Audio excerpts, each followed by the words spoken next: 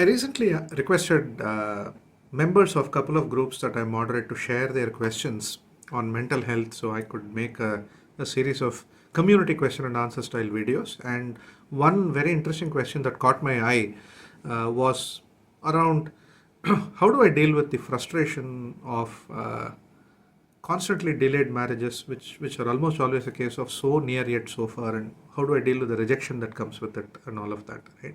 One thing led to another as I was researching related aspects such as the dynamics of marriage, the societal dynamics, how did we evolve, and it led me to an elephant in the room that I've been meaning to address for quite some time but never really prioritized, to be honest.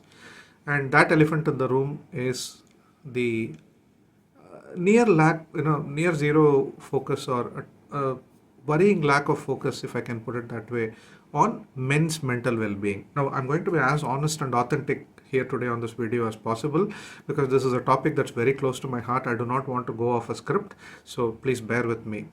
Now, coming back to the topic itself, as compared to, let's say, 10-15 years ago, there is definitely an increased awareness and acceptance of the fact that men's mental health is very important for us to function efficiently.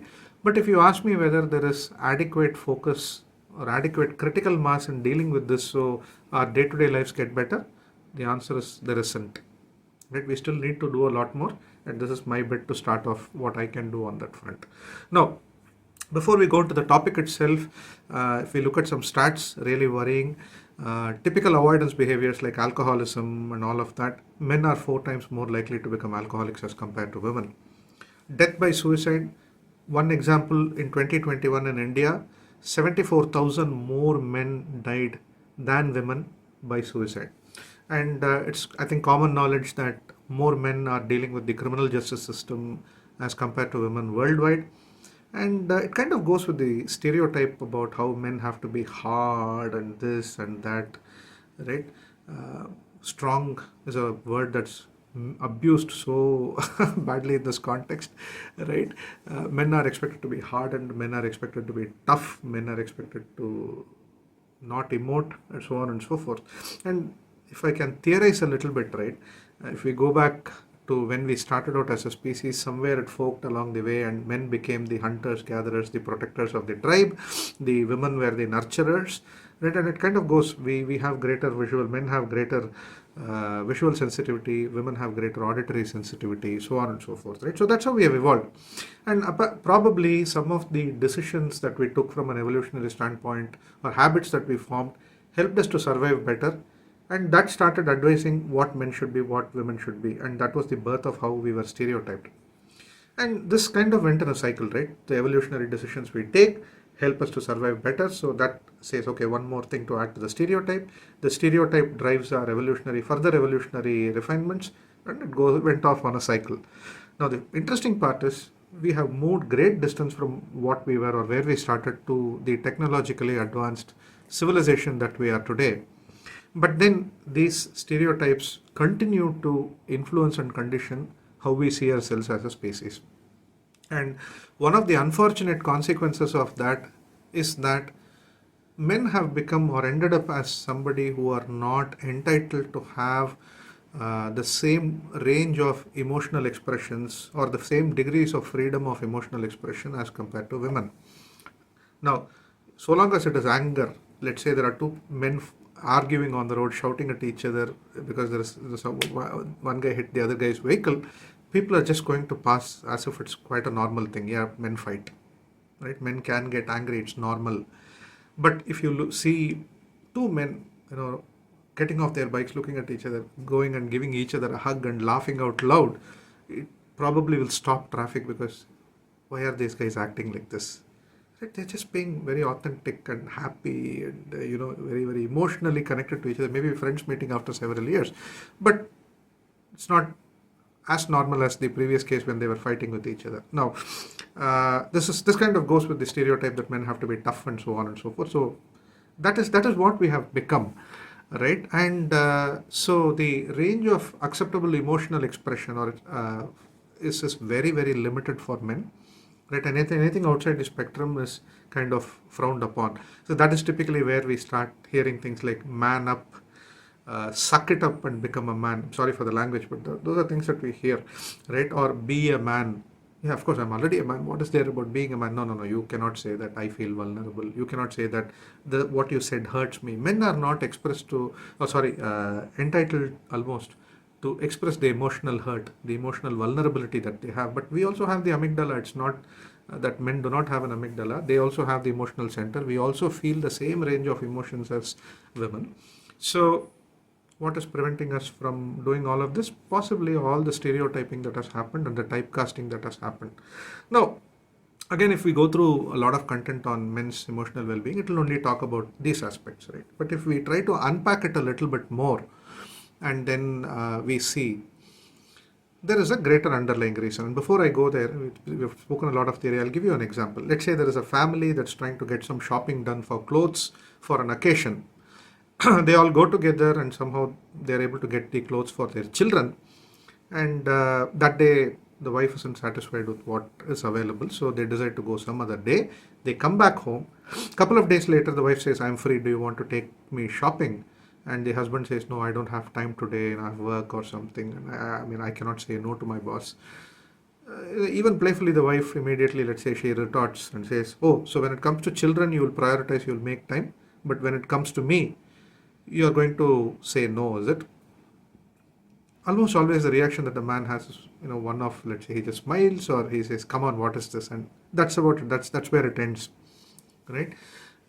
Nobody really goes and asks the lady of the house, are you comparing yourself with the children? Right? Now let's flip the scenario. Let's say there is something that we'll put the man in this place right now, right? So the wife says, you know what, it's the children's birthday, I'm going to buy them some clothes, and she gets them some clothes. And then the man's birthday comes, and let's say she buys something that probably is not to his liking, and he also, in equal, or rather in a very similar note, expresses that, hey, when it came to the case of the children's birthday, you got them really, really good ones that they wanted, you spent a lot of time. But when it comes to my birthday, you just buy something that comes to your mind. The immediate question from the wife could be, are you comparing yourself with the children? Are you questioning my, whatever, right? But that is quite normal also. Had the man asked something similar, it would have been looked at as almost sacrilegious. Right? Because there is because men cannot be vulnerable. Men cannot express emotions such as the need to be given importance to, the need to be loved, the need to be cared for, because they are the protectors. Right? The moment they become vulnerable, they cease to be the protectors. That's advised by the stereotype. And all of this, if you ask me, if I unpack this further, all of this is a denial of the humanness of men. And that's why we typically see men when they get into a state of being emotionally overwhelmed in their lives. Right? They cannot take that stress anymore. They are kind of going out of control. Right? They either drown in their work, they completely avoid facing their own emotional sides, right? They drown in work, some drown in alcohol, some, if people with greater degree of mental control who want to channelize the frustration and stress positively, probably start driving movements. Some people try to become leaders, dictators, whatever it is, right? It is all a way for them to conform to the social stereotypes that are acceptable for them, while still finding a way to dump their emotions out, right? And all of that happens because the fundamental humanness in them is denied. The fundamental humanness in them is ignored. The fundamental humanness of men. I'm not using the word humanity, right? Because humanity is the characteristic. But the prerequisite for us to be human or us to show our humanity is for our humanness to be accepted in the first place. But when that itself is denied, when a significant portion of the men's entitlement to feel emotionally vulnerable or emotionally hurt, or to express it or to share it with even loved ones is denied, the only possibility is that they are going to further mask it and then start acting out and showing the same thing in acceptable manners, right? So yeah, if it's almost like this, right? I'm allowed to be angry. I'm not allowed to feel sad. So let me express my sadness as anger, right? So unfortunately that happens, and then that further reinforces the negative stereotypes about men, and then the journey continues, right? So what can we do about it given where we are? It's not all bleak, right? It is just a fairly detailed and an emotional unpacking, if I can put it that way, that I'm doing right now of what is really making us not move further, and it is a total denial of the humanness of men. So the first thing we can do is for the men in our lives, right? And even if you are a man, this is not addressed to women alone, right? It's also to men, because we are also equally guilty of ignoring our own needs, emotional needs, right? So what we can do is, if we have brothers around, friends around, our fathers around, our sons around, we can start creating a safe space where they feel they can come and be human, right? It's called, typically we call it a psychologically safe space, right? We can create the space, we can hold the space, we can be non-judgmental in that space where they can come and say, you know what, I feel like crying, I feel like breaking down. Or they say, you know what, I really feel, it'll be really nice if somebody can make me a birthday card. Why not? Right? And we validate that experience instead of saying, hey, you're a guy, man, why are you asking for a birthday card? Why don't you ask for a nice, something like what do you call, I don't know, saddlebag for your bike, for example. That's macho, that is manly. No, if you want a birthday card, ask for a birthday card. We can start creating that little space for men where they can start experiencing their own humanness, because it's almost as if all us, we men, right, we all have forgotten our own humanness, right? And we almost as if, we have accepted the stereotypes that we are cast in, but deep down, the mental processes that drive who we are still trying to keep us human. So let's acknowledge it. Let's not fight the body when it says no, and let's try to create that space for our own men in our lives. So over time, right, I'm hoping it helps to normalize the fact that men are also human. They're also capable of emotional expression. They're also allowed, and it's also perfectly normal for them to express a full range of emotions. And we'll hope that that makes for a better society where we can all be happy together as a species. So that's all about it. Thank you so much for taking the time to watch this video if you have made it this far. Thank you.